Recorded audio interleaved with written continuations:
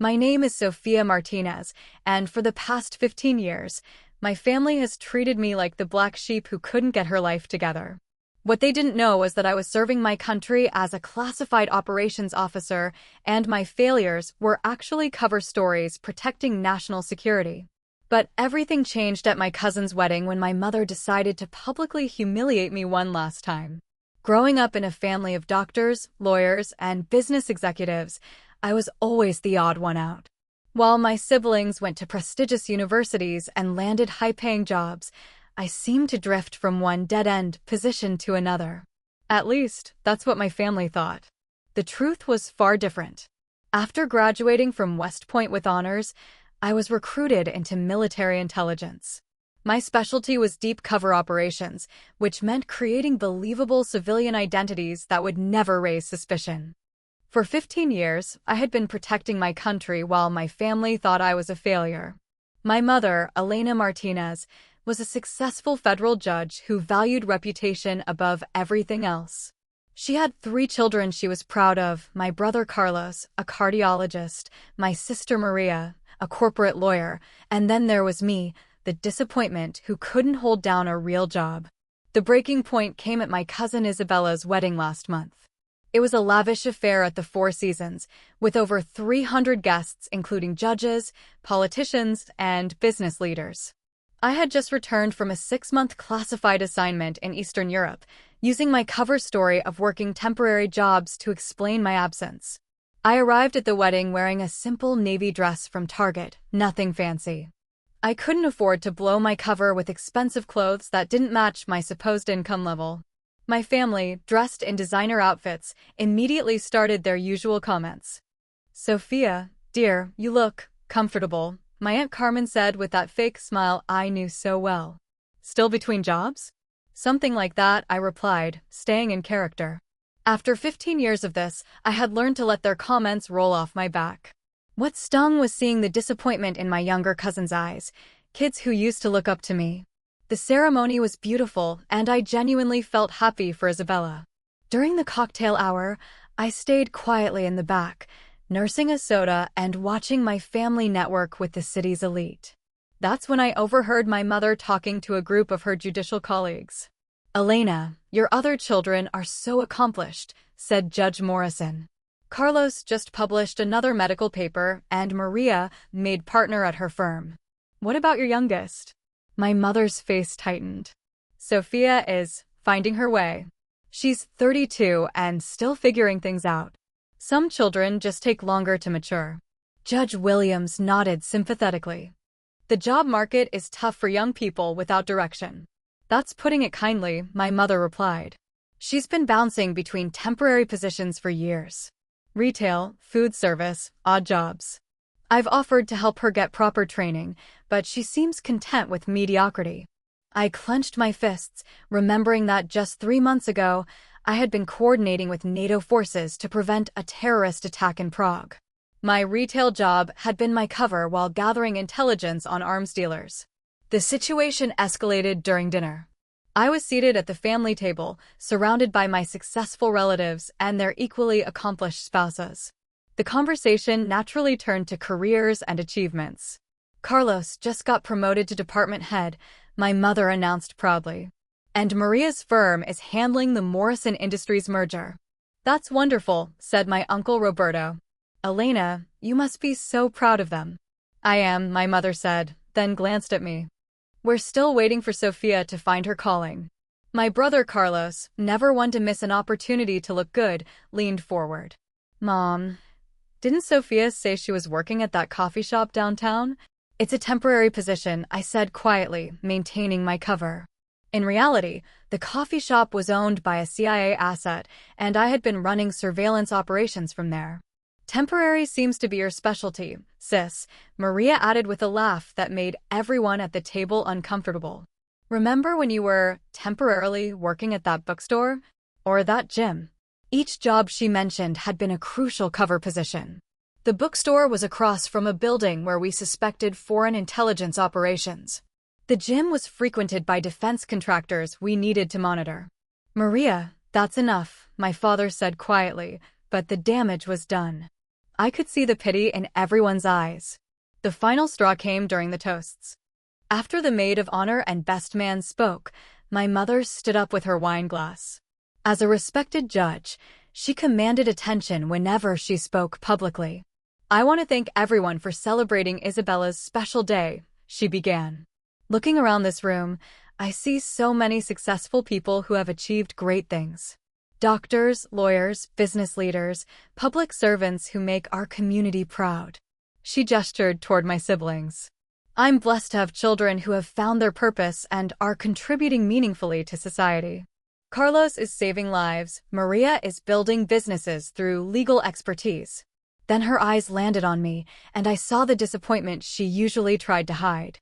And I'm hopeful that all our children will eventually find their path to success and stop embarrassing the family name with their choices. The room fell silent. Everyone knew exactly who she was talking about. I felt my face burn with humiliation as 300 guests turned to look at me with mixture of pity and secondhand embarrassment. Some people need more time to grow up and take responsibility, she continued. But we never give up hope that they'll eventually make us proud instead of making excuses for their failures. I stood up slowly, my hands shaking slightly. 15 years of classified service, countless lives saved, operations that prevented international incidents, and my own mother was calling me an embarrassment in front of everyone who mattered in our city. Just as I was about to speak, my phone buzzed. Then it buzzed again. And again. Emergency protocols were activating. I looked at the messages and my blood ran cold. The intelligence I had gathered in Prague was being acted upon right now. A terrorist cell had been intercepted trying to cross into Germany with weapons-grade materials. The operation I had spent 6 months developing was saving lives at this very moment. But that wasn't what made my heart stop. The final message read, "Colonel Martinez, your presence is requested immediately. 3-star generals en route to your location for classified briefing. ETA 10 minutes. I looked around the room at all the faces staring at me with pity and disappointment. My mother was still holding her wine glass, probably expecting me to slink away in shame as usual. "Actually, Mom," I said, loud enough for everyone to hear, "I think there's something you should know." She raised an eyebrow. "Sophia, this isn't the time for one of your stories." "You're right," I said. "It's time for the truth." Before she could respond, I heard the distinctive sound of military vehicles outside. Through the ballroom's large windows, I could see 3 black SUVs with government plates pulling up to the hotel entrance. The ballroom doors opened, and hotel security entered first, followed by Secret Service agents in dark suits. Behind them walked 3 men in military dress uniforms with stars on their shoulders. General Patterson, whom I had worked with on the Prague operation, stepped forward. The entire ballroom went silent as 300 wedding guests realized they were witnessing something far beyond their understanding. "Colonel Martinez," General Patterson said in his commanding voice, snapping to attention and rendering a perfect salute. "Ma'am, we need to brief you on the Prague operation's success." Generals Morrison and Rodriguez stepped up beside him, also saluting. "Colonel, the intelligence you gathered prevented a major international incident. The Secretary of Defense wants a full debrief within the hour." The silence in the room was deafening. My mother's wine glass slipped from her hand, shattering on the marble floor. Carlos's mouth was hanging open. Maria looked like she had seen a ghost. "Understood, generals," I replied, returning their salute with the bearing I had been trained to maintain. "I'll need 5 minutes to address my family, then I'll be ready for transport." "Of course, Colonel." "We'll wait outside," General Patterson said. Before leaving, he turned to address the room. "Ladies and gentlemen, you should know that Colonel Martinez has served this country with exceptional distinction for 15 years. Her classified operations have prevented terrorist attacks, stopped arms trafficking, and saved countless American lives. She is one of our most decorated intelligence officers." The generals left, and I turned to face my family. My mother was staring at me like she was seeing me for the first time. 15 years, Mom," I said quietly. 15 years of serving my country while you told everyone I was a failure. Every dead-end job was a cover story. Every time I disappeared for months, I was on classified missions protecting national security.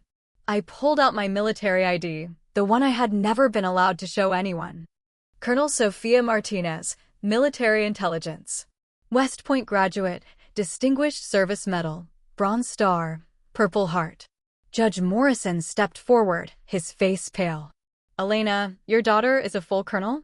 Do you understand what that means? The youngest person to achieve that rank in military intelligence in 20 years. My mother couldn't speak. She just stood there, staring at the ID in my hand. Those temporary jobs you mocked? I continued. The coffee shop was surveillance of foreign agents. The bookstore was monitoring defense contractors selling secrets. The gym was tracking arms dealers. Every single position was protecting this country. Carlos found his voice first. Sophia, we had no idea. Why didn't you tell us? Because my cover depended on everyone believing I was a failure, I said. Including my family. The less you knew, the safer everyone was. Maria stepped forward, tears in her eyes. All those times we made jokes about your jobs. God, Sophia, I'm so sorry. The Prague operation General Patterson mentioned? I looked directly at my mother. 6 months ago, you told your bridge club I was working at a coffee shop because I couldn't get a real job. I was actually coordinating with NATO forces to prevent weapons-grade uranium from reaching terrorist cells. The operation we completed today will be in tomorrow's news as a major counterterrorism success. The room was still silent, but now the looks had changed from pity to awe. Judge Williams spoke up.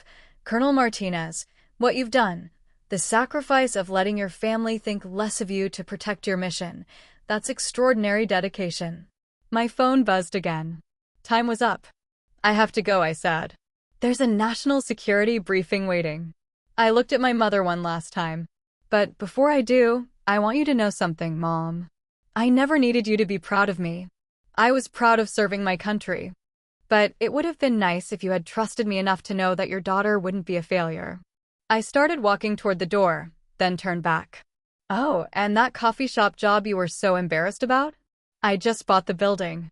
Turns out military intelligence officers get paid quite well, especially after 15 years of hazard pay from classified operations. The aftermath was swift and decisive. As I left with the generals, my phone was already buzzing with calls and texts from family members. But I was focused on the mission briefing ahead. The Prague operation had been a complete success. The terrorist cell we had been tracking for 8 months had been intercepted at the German border with enough weapons-grade material to devastate Berlin. The intelligence network I had built over 6 months of deep cover work had provided the crucial information needed to stop them. 3 days later, I returned home to find my entire family waiting in my apartment. My mother was there with tears in her eyes, holding a newspaper with the headline "International Terror Plot Thwarted by U.S. Intelligence." Sophia, she said quietly, I owe you the biggest apology of my life. I spent 15 years thinking I was teaching you about responsibility and success, when you were already serving at the highest levels of responsibility imaginable. Carlos stepped forward with a folder.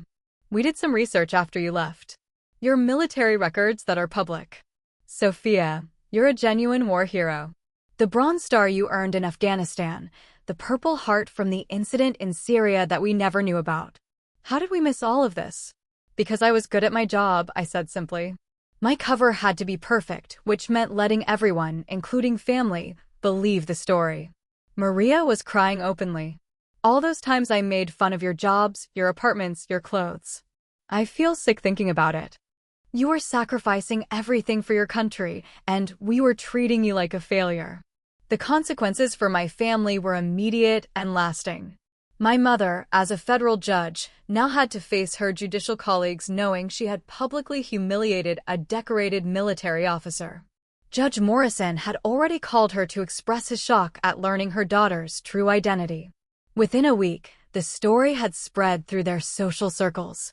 The same people who had witnessed my mother's speech about me embarrassing the family name were now reading about my classified operations in the news. My mother's reputation in the legal community took a significant hit as people questioned her judgment and character. Carlos lost 2 major professional opportunities when colleagues learned how his family had treated a war hero. The medical community, which has great respect for military service, was not impressed with his behavior toward his decorated sister. Maria's law firm, which had several government contracts, quietly suggested she take time to reflect on family values after partners learned about her treatment of a military intelligence colonel. But the most significant consequence was the permanent change in family dynamics. I was no longer the family disappointment. I was the family hero they had failed to recognize or support. 6 months later, at my official promotion ceremony to full colonel, my entire family was in attendance. My mother, who had always valued public recognition, watched as generals and government officials praised my service to the country. During her speech at the reception afterward, she publicly apologized for her previous comments and announced a scholarship fund for military families in my honor. It was her way of trying to make amends, but we both knew that some words can never be taken back. Today, my relationship with my family is better than it's ever been, but it's built on a foundation of respect earned through public humiliation rather than unconditional love. They treat me well now because they know who I really am, not because they believed in me when it mattered. I'm still serving my country, though now in a more public role as a liaison between military intelligence and civilian law enforcement. I no longer need cover stories or fake jobs. My family finally knows the truth about who I've always been. The lesson here is profound. Never judge someone's worth by what you can see on the surface. My mother spent 15 years thinking she was teaching me about success while I was already serving at the highest levels of government. Sometimes the people you think are failures are actually the heroes you never recognized. And sometimes, the most satisfying revenge is simply letting the truth speak for itself.